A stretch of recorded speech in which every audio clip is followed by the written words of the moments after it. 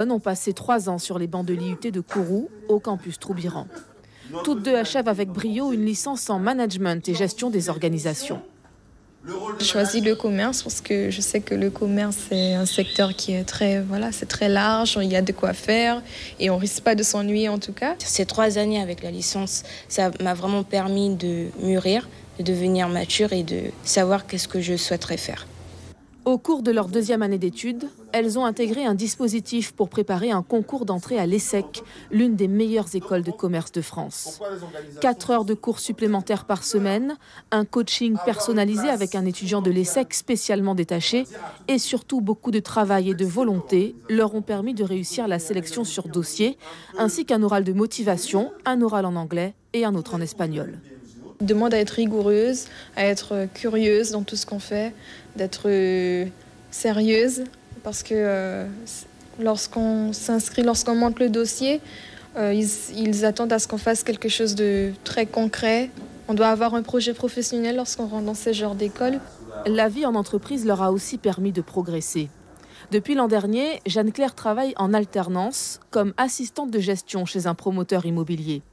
Cette expérience professionnelle, c'est un des facteurs qui lui a permis de gagner en maturité. Ça m'a vraiment aidé au niveau personnel, me forger, c'est-à-dire échanger avec les autres, me développer.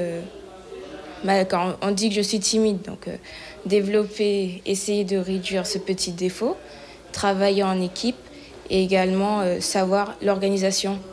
Le parcours de ces 2 étudiantes guyanaises a été salué par tous les acteurs ayant participé à leur préparation.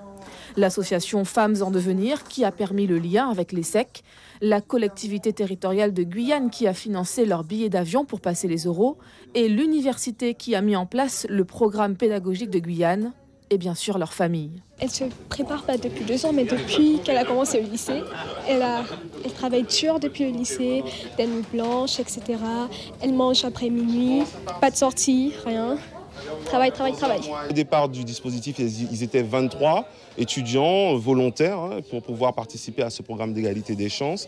Et il est vrai qu'au fur et à mesure des développements, des exigences de recrutement, parce que c'est vrai que la difficulté est quand même qu'ils avaient des cours complémentaires, ils avaient des devoirs supplémentaires, ils avaient des sessions personnalisées de travail en plus de leur entreprise d'alternance. Nathalie et Jeanne-Claire feront leur rentrée le 20 août prochain à l'ESSEC, avec pour objectif de décrocher un bachelor international d'ici 2 ans. Ces futures dirigeantes rêvent un jour de créer leur propre entreprise en Guyane.